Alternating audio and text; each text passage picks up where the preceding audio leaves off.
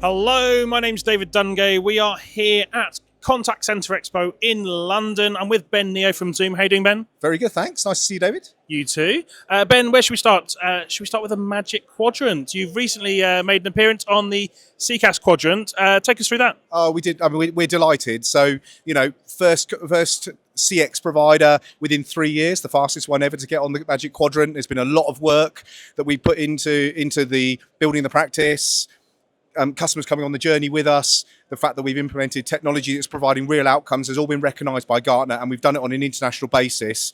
And I'm super stoked to be a part of that process and getting us on there. Well, I mean, let's talk about some of those real life examples. Bringing AI, as you mentioned, to life. Talk to me about Zoom. You've got some sort of 3 core pillars around AI and who you're servicing and why. Talk to me about that. Yeah, it's really interesting. So the thing for Zoom in particular is it's all around being a connected experience. So I guess if we're sort of putting that really bluntly, it's about not having to ever repeat yourself ever again. So whether you come in the 3 pillars from a digital perspective, meeting a human agent, and then going into the back office, those are 3 typically siloed areas where people are investing AI in those areas, but actually you're investing it in areas where it's breaking faster because they're siloed bits of AI.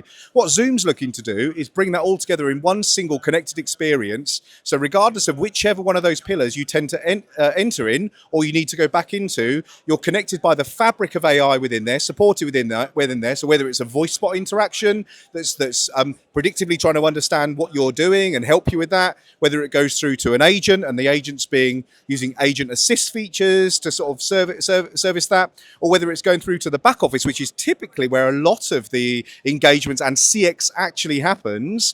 That's typically quite siloed and not part of the contact center. Whereas with Zoom, because it's one single platform, we're able to knit all those together, and more importantly, drive all the insights out of that so that the next time somebody comes in, number one, you can be predictively better in how you do it, but you can also inform other parts of the business how to improve in certain areas.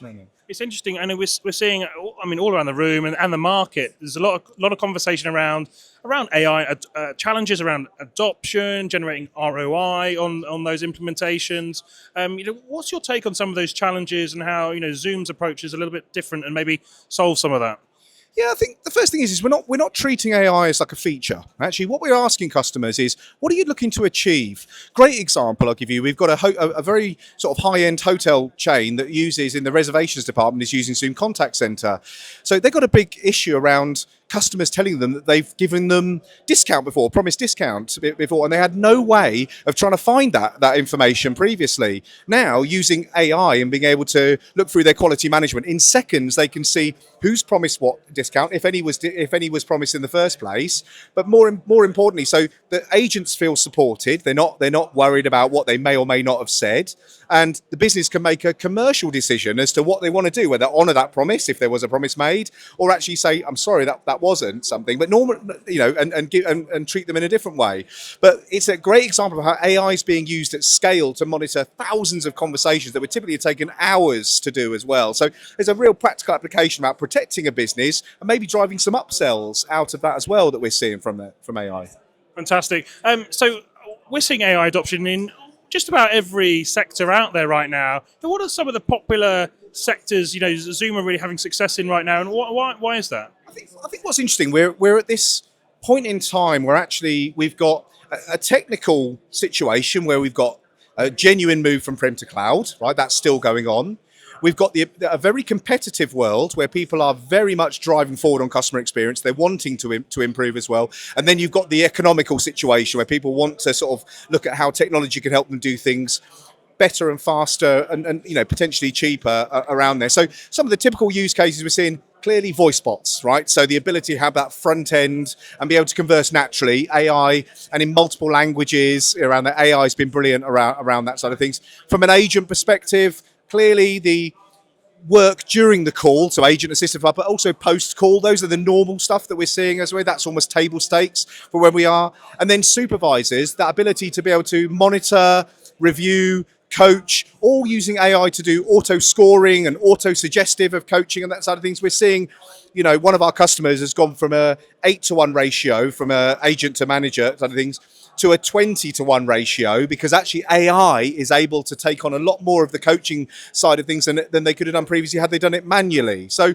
there's some really cool applications around that, which we're seeing people use. Talk to me about the sort of the platform approach. Clearly, Zoom have got this completely integrated platform, which is all singing, all dancing. Obviously, the reality of businesses, not all businesses have grown up in that manner. Disparate systems, pockets of data here, pockets of data there. How much is AI going to really drive people towards maybe a consolidated platform approach across the board? Do you think that will happen, or do you think we'll see a slightly different landscape?